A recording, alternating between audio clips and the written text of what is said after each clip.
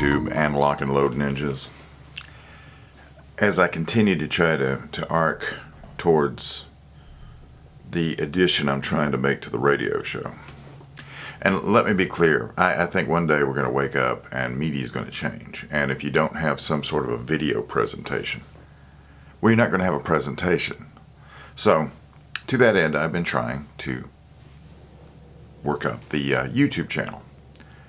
Now, I have started to collaborate with broadband TV, and that's proving to be very helpful. Obama hypocrisy. That way at least your viewers know what's coming, they're more inclined to watch it, and you're going to get better viewer retention. But also along the way, I've, in the gun industry, if you're training to be a gunfighter per se, all of the serious trainers out there refer to the gun as a tool. And I like very nice tools.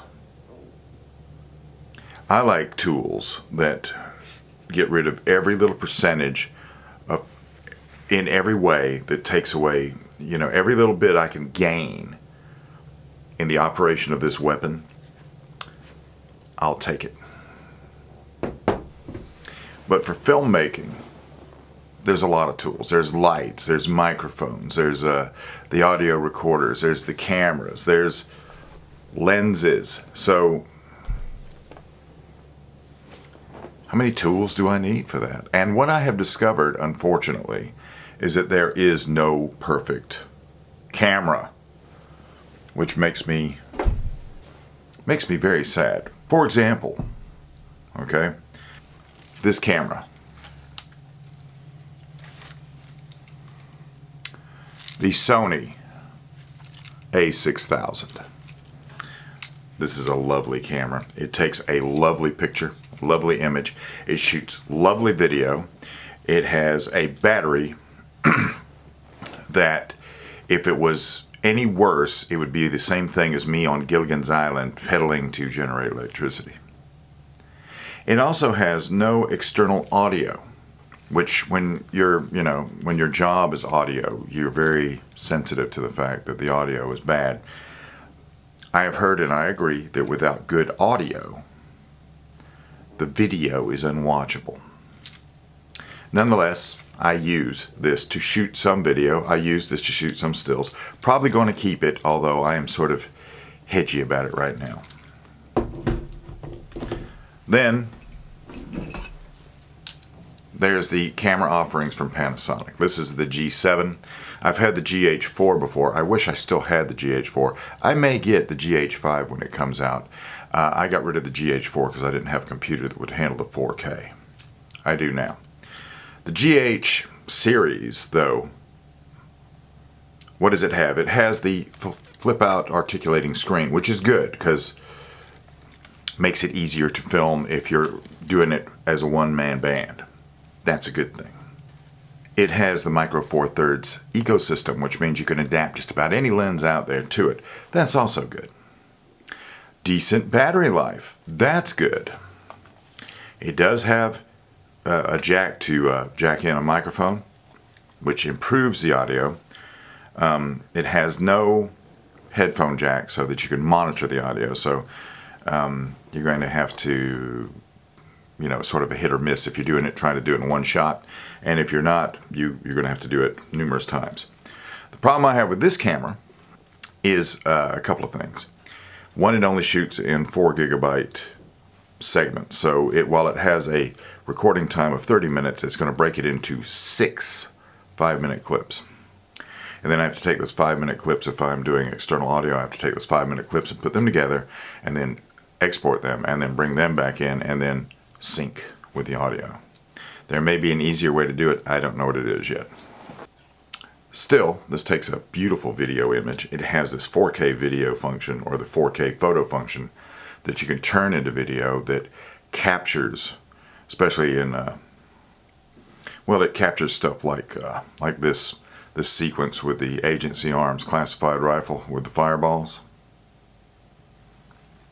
Pretty hard to beat that, so keep her, or at least something like this. The G85 has come out. It has 5-axis stabilization. Maybe not. I don't know, because this is an OIS lens. It stabilizes pretty good.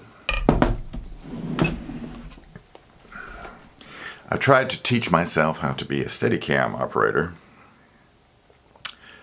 Not very good at that self-teaching thing. So I went out and I got the Osmo, the DJI Osmo. I've shot a little bit of footage on this with the fight scene for the video short that we're doing. This is going to work just fine. I'm surprised at the resolution. This is never going to be a single camera setup just because of the audio. The audio, you can make it suck less, but it's never going to be just completely all the way there. Audio, though, is very surprising. It has a couple of issues from time to time. Mine seems to want to drift off calibration, but I fixed that. And that one was a very surprising camera. I held back from buying that for a long time. Then we have this.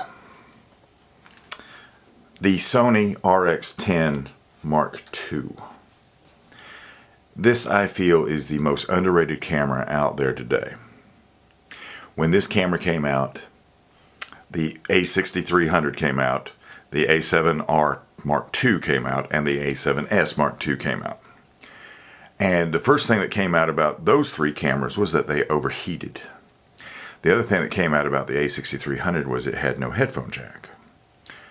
The A7R Mark II shoots 120 frames per second in 720p only. This camera has high frame rate slow motion up to 960 frames per second, which, unless it's very well lit, is basically unusable. But the 240, the 120, that's very usable stuff. This has a headphone jack. It has a audio jack. It shoots in 4K. It has a big honking piece of Zeiss glass on it that is just the best stuff out there on the planet. It doesn't overheat. The only thing that this camera had, and this is the camera I shot the Ted Nugent interview with at the NRA meetup.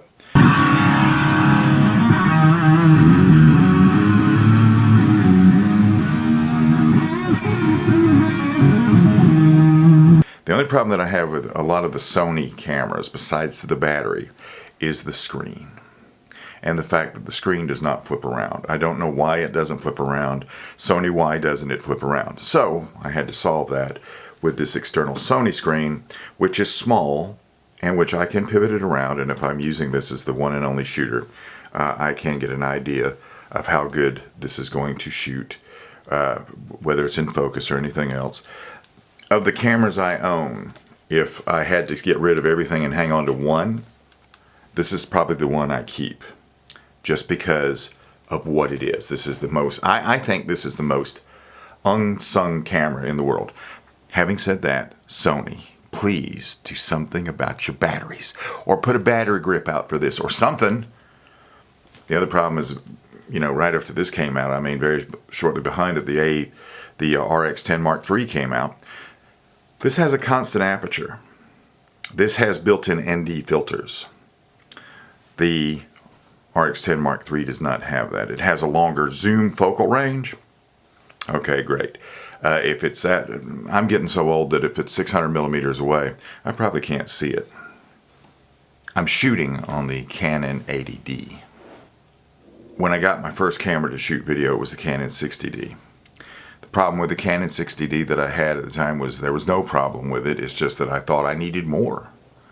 I thought I needed the biggest and the best and the newest, and I bought the 60D when the 70D came out, so of course I was hurt that I hadn't bought the 70D, but the 60D was a fine camera. I would have one of those again today. The reason I have the 80D is I have this really good automatic focus. And of course the Canon color. And of course the lens ecosystem. And it just goes on and on and on. But then there's a little thing with Canon. Canon has good battery life. Canon has outstanding customer service. These Panasonic, Sony, haven't tried DJI yet. Panasonic and Sony, almost non-existent. You have to go through, they're such a big company, those two, that you have to go through so many layers to finally get to somebody with a camera. And as an aside, it's very, like with the Sony, I tore the bottom plate off of this camera. And the only place I could find it, Sony wanted $306 to look at a piece of plastic that is held on with 8 screws. I did find somebody to fix it. Then it got lost in the mail. It was a lot of fun. Canon, if you call Canon, it doesn't matter how long you've owned it. It doesn't matter what it is. They'll talk you through it. There's just no way to beat that kind of customer service. So, all that aside, what does this all mean? There is no perfect camera. There is no perfect camera. There is the story, which everybody always talks about. Well, it's the man behind the camera. That's very partially true. However, if you're trying to do something in a specialized way, you may need specialized tools, which, I know that from my time with weapons, my time with radio. I know that from time to time you do need specialized tools. So in my quest to be a filmmaker, what I have discovered is that I will use some of these specialized tools from time to time. And then sometimes I may just walk out with the ADD.